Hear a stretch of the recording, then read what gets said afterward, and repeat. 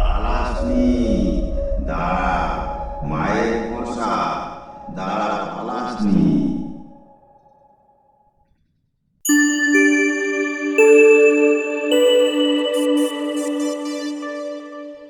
নমস্কার, আপনারা শুনছেন আমাদের ইউটিউব চ্যানেল ভয়ের দুনিয়া। আজ শুনবেন প্রখ্যাত সাহিত্যিক ধীরেন্দ্রলাল ধরের কলমে রোমহর্ষক ভূতের গল্প তান্ত্রিক। গল্পটি ভালো লাগলে লাইক ও সাবস্ক্রাইব করবেন, কারণ আপনাদের সাপোর্ট আমাদের বিশেষভাবে কাম্য। শুরু হতে চলেছে আজকে রোমহর্ষক ভূতের গল্প তান্ত্রিক।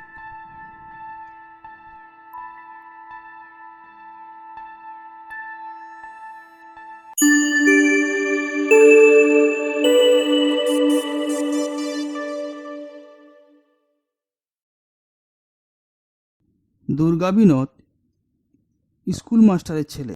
অনেক দুঃখ কষ্ট সয়ে এমএ পাশ করলেও মুরব্বির অভাবে ভালো চাকরি জোগাড় করতে পারল না।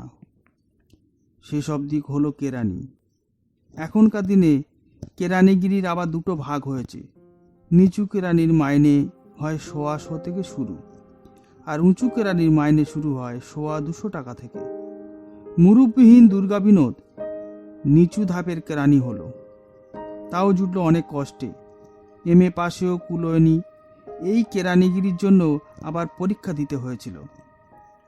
যাক, চাকরিটা হয়ে দুবেলা দুমুটো অন্যের সংস্থান তো হলো। দুর্গা বিনোদের পড়াশোনার শখ আছে। সন্ধ্যা 7টা থেকে সে লাইব্রেরিতে হাজিরা দিতে চলল। রাত 9টা অবধি। দর্শন শাস্ত্রে সে এমএ পাশ করেছে। এবার হিন্দু দর্শনটা সে ভালোভাবে বুঝে নিতে চায়। ধর্ম কি, ঈশ্বর কি, মানুষ কেমন করে নিজের মধ্যে ঈশ্বরকে উপলব্ধি করে, এই বুঝতে বুঝতে শেষে সে এসে পড়ে যেসব সাধু সন্ত মহাত্মা সাধনা করতে করতে ভগবত শক্তি লাভ করেছিলেন তাদের কথা। ভারতের সাধকদের যত সব অলৌকিক কীর্তির কথা পড়তে পড়তে দুর্গা বিনোদ সাধু দর্শনের জন্য উন্মুখ হয়ে উঠল। রবিবারে ছুটির দিনে তার আর বাড়িতে বসে থাকা চলল না। কলিকাতার আশেপাশে 20-25 মাইলের মধ্যে কোথায় কোন আশ্রম আছে, কোথায় কোন তান্ত্রিক থাকেন, সেখানে সে যাওয়া আসা শুরু করলো।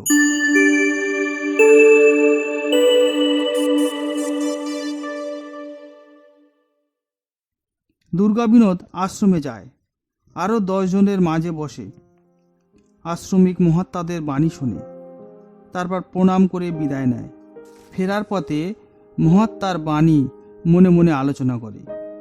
মহাত্মা কত বড় সাধক তার একটা পরিমাপ করার চেষ্টা করে। মহাত্মার কোনো অলৌকিক শক্তি আছে কিনা জানার চেষ্টা করে।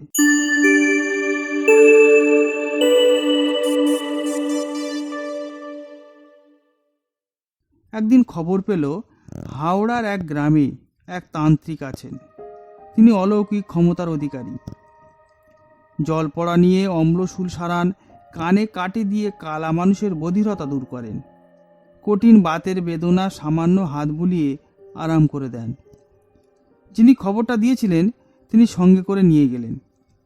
বাস থেকে নেমে মাইলখানেক হেঁটে গেলে একটা ছোট্ট গ্রাম। গাঁয়ের গোড়াতেই এক পুকুর পাড়ে একটি ছোট্ট মন্দির। মন্দিরের পাশে একখানি চালাঘর। ঘরের দাওয়ায় একজন জটাধারী সাধু বসে আছেন। সামনে ধনুচিতে আগুন জ্বলছে, পাশে একটা কলসি ও ভাঁড়। কয়েকজন পুরুষ ও মহিলা হাত জোড় করে সামনে মাদুরে বসে আছে। দুর্গা বিনোদও বসে পড়ল। সাধুর বয়স বেশি নয়, তার চেহারা বলিষ্ঠ, রং কালো, মাথার জটাও বিশেষ দীর্ঘ নয়, চোখ দুটি জবা ফুলের মতো লাল, তার উপর কপালে লাল চন্দন লেপা। ভক্তির চেয়ে দেখে ভয় হয় বেশি।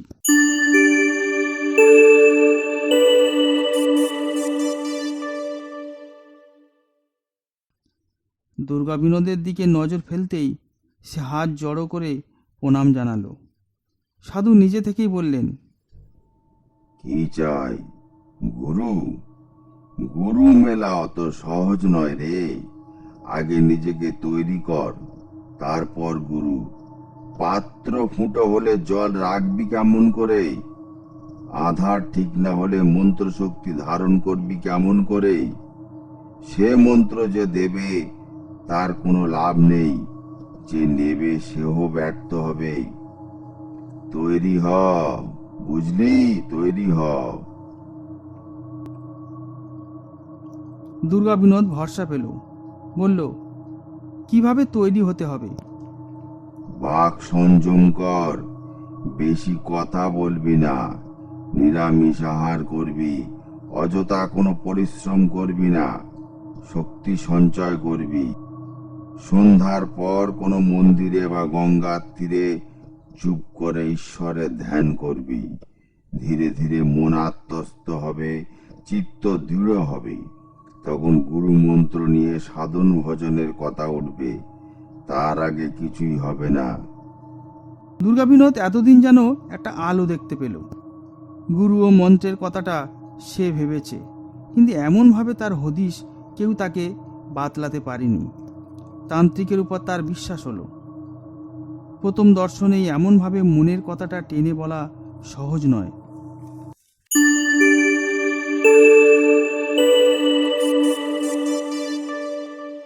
বিকাল অবধি দুর্গা বিনোদ কালী বাবার সামনে বসে রইল।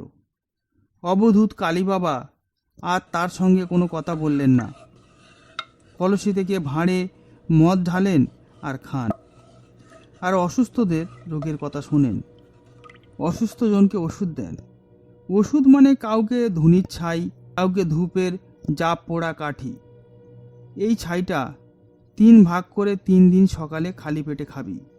এই কাঠিটা একটা তামার মাদুলিতে ভরে ধারণ করবি, ইত্যাদি।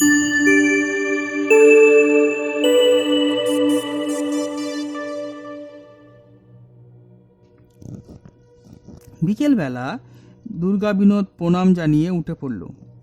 কালী বাবা একবার তাকিয়ে হাসলেন। দুর্গা বিনোদ অনেক আশ্রমে ঘুরেছে, অনেক মহারাজকে দর্শন করেছে, দিনের পর দিন অনেকের উপদেশ বাণী শুনেছে, কিন্তু কালী বাবার মতো অলৌকিক ক্ষমতা কারও দেখেনি। ছাই দিয়ে রোগ সারানো, কানে কাটি দিয়ে বধিরতা আরাম করা, হাত বুলিয়ে বাতের বেদনা মুক্ত করা, এসব বড় কম শক্তির কথা নয়। এই মানুষটি কিছুটা ঐশ্বরিক শক্তি যে আয়ত্তে এনেছেন, এ কথা মানতেই হবে। দুর্গা বিনোদ কালী বাবার কাছে নিয়মিত যাওয়া আসা শুরু করল। যদি ইনি প্রসন্ন হয়ে কৃপা করেন, তাহলে দুর্গা বিনোদও একদিন কৃতার্থ হয়। কালী বাবা সেই যে প্রথম দিন কথা বলেছিলেন, তারপর থেকে আর কথাই বলেন না। দুর্গা বিনোদ এদিকে নিরামিষ খাওয়া শুরু করেছে। কথা কম বলে, অনর্থক কোনো ঘোরাফেরা করে পরিশ্রম করে না। রাত 12টা অবধি বই পড়া ছেড়ে দিয়েছে। কালী বাবার কথা মতো নিজেকে সে দীক্ষা গ্রহণের উপযুক্ত করে তুলেছে।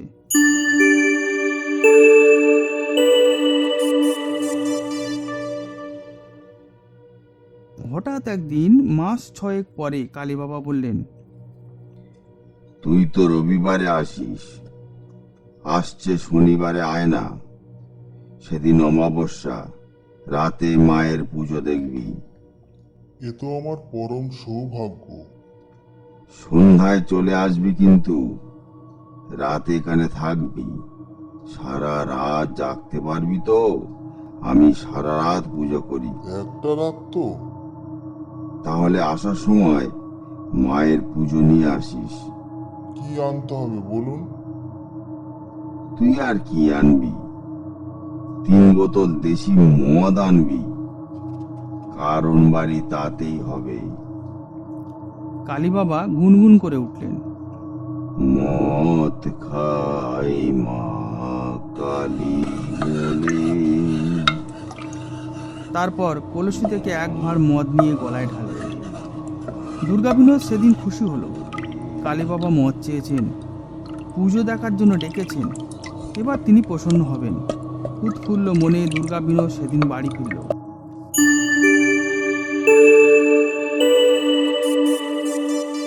শনিবার সন্ধ্যায় এক রেশন ব্যাগের মধ্যে 3 বোতল দেশি মদ নিয়ে দুর্গা বিনোদ কালী বাবার আশ্রমে এলো। তখন ঘরে ঘরে আলো জ্বলছে। কালী বাবা দাওয়ায় বসেছিলেন। বললেন, এনেছিস? দে। বোতল 3টে নিয়ে কালী বাবা মন্দিরে চলে গেলেন। 2 ঘন্টা এখন বস, পুজোর সময় আমি তোকে ডাকবো। মাদুর পাতা ছিল। দুর্গা বিনোদ সেই মাদুরের উপর বসে পড়ল। কম মিনিট বসে থাকার পরেই দুর্গা বিনোদ বুঝল রাতের অন্ধকারে চুপ করে বসে থাকার মতো স্থান সেটা নয়। কানের পাশে মশার ডাক আর থামতে চায় না।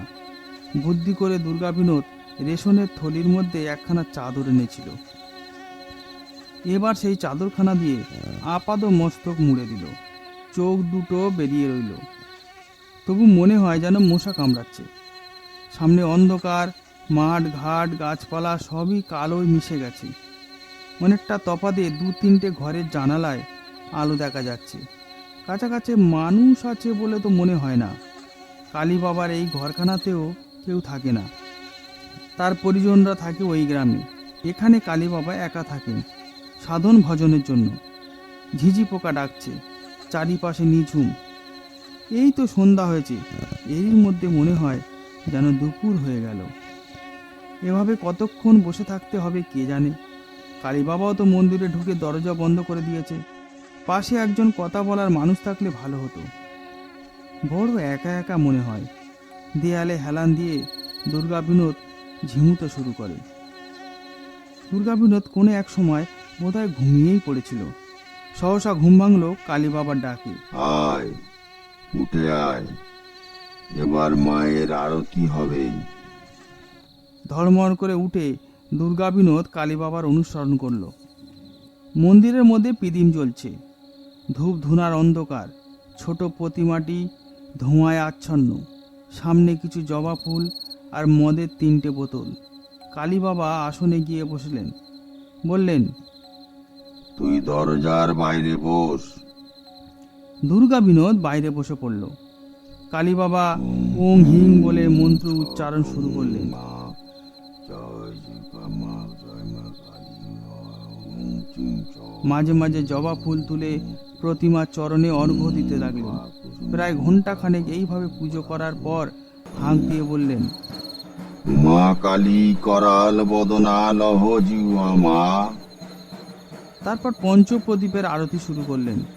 এবার প্রদীপের আলোয় ধোঁয়ার মাঝেও কিছু কিছু নজরে পড়তে লাগলো। দুর্গা বিনোদ দেখল ঘরের মধ্যে দরজার পাশে আর একজন কে বসে আছে। ও কে? কখন এলো? পঞ্চপ্রদীপ ঘুরতে ঘুরতে আলোটা যখনই সেদিকে পড়ে দুর্গা বিনোদ লোকটির মুখের পানে নজর করে।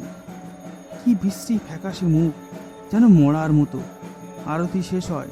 শাঁখ বাজিয়ে কালী বাবা বসলেন। মদের 3টি বোতল মায়ের চরণে স্পর্শ করিয়ে হাঁক দিলেন, মা কালী করাল বদনা লহ জিউহা মা।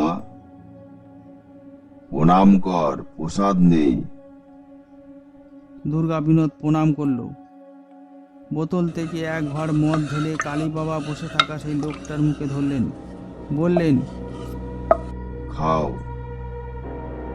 কালী বাবা সেই ভাঁড়ে আবার মদ ঢাললেন। তাকে বললেন, ধরো, ওকে দাও। লোকটি ভাঁড় ধরল। হাত বাড়িয়ে এগিয়ে দিল দুর্গা বিনোদের দিকে। মানুষের হাত যে এত লম্বা হয় দুর্গা বিনোদ তা জানতো না।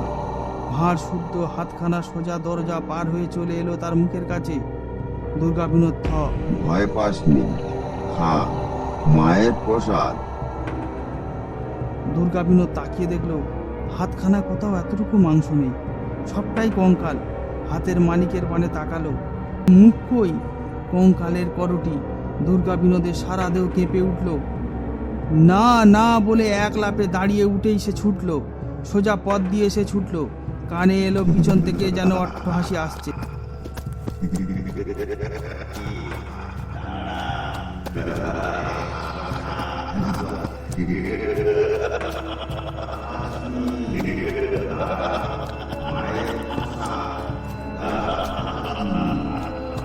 সেই অন্ধকার পথে পুরো 2 মাইল ছুটে এসে দুর্গা বিনোদ থামলো একেবারে বাজারের মধ্যে।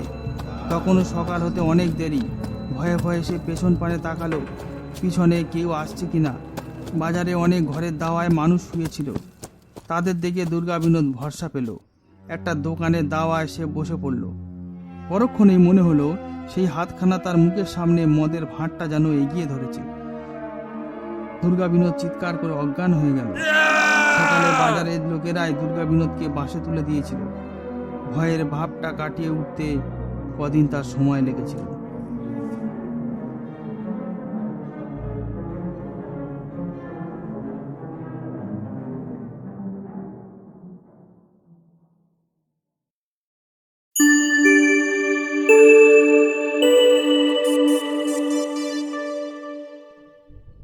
এতক্ষণ শুনছিলেন আজকের গল্প প্রখ্যাত সাহিত্যিক ধীরেন্দ্রলাল ধরের তান্ত্রিক। গল্পটি ভালো লাগলে অবশ্যই লাইক ও সাবস্ক্রাইব করবেন এবং এভাবেই আমাদের পাশে থাকবেন। নমস্কার।